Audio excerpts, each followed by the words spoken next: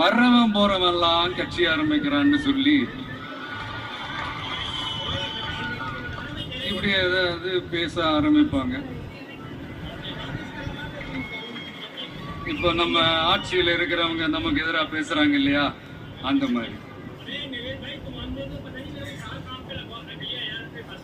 இப்படிப்பட்ட ஒரு அரசியல் காலத்துல கொஞ்சம் கூட ஒரு பயம் இல்லாம, ஒரு பதட்டம் இல்லாம, வர்ற எதிர்ப்புகள் எல்லாத்தையும் சும்மா லெப்ட் ஹேண்ட்ல டீல் பண்ணிக்கிட்டு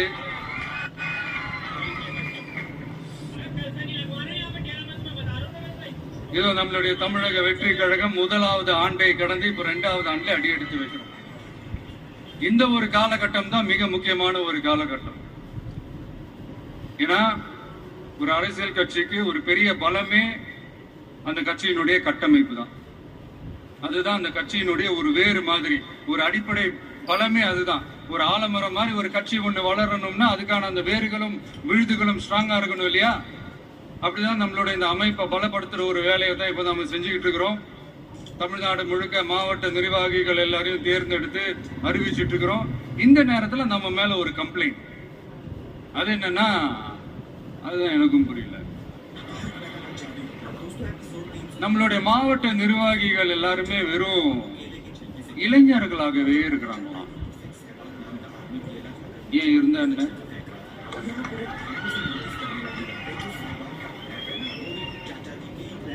அறிஞர் அண்ணா அவர்கள் கட்சி ஆரம்பிச்சப்போ அவரு பின்னாடி நின்னதும், புரட்சி தலைவர் எம்ஜிஆர் அவர்கள் கட்சி ஆரம்பிச்சப்போ அவர் பின்னாடி நின்னதும் வெறும் இளைஞர்கள் தான்.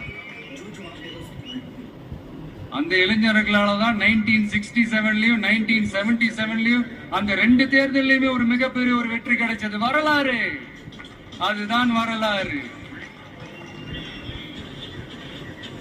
இப்ப அதே மாதிரி நம்ம மேல இன்னொரு கம்ப்ளைண்ட், அது என்னன்னா, நம்மளுடைய கட்சி நிர்வாகிகள் எல்லாருமே சாதாரண குடும்பத்திலிருந்து வந்தவங்களாம். அதே தான் இங்கேயும் கேட்கிறேன், ஏன் வரக்கூடாதா?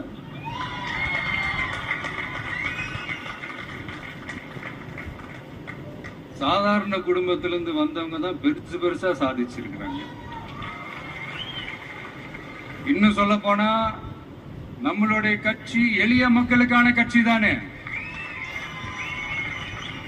அப்படி இருக்கும்போது நம்மளுடைய கட்சி நிர்வாகிகளும் எளிய குடும்பத்தை சேர்ந்தவங்களா தான் இருப்பாங்க. நம்மளுடைய கட்சி ஒன்னும் பண்ணையார்களுக்கான கட்சி கிடையாதுல்ல.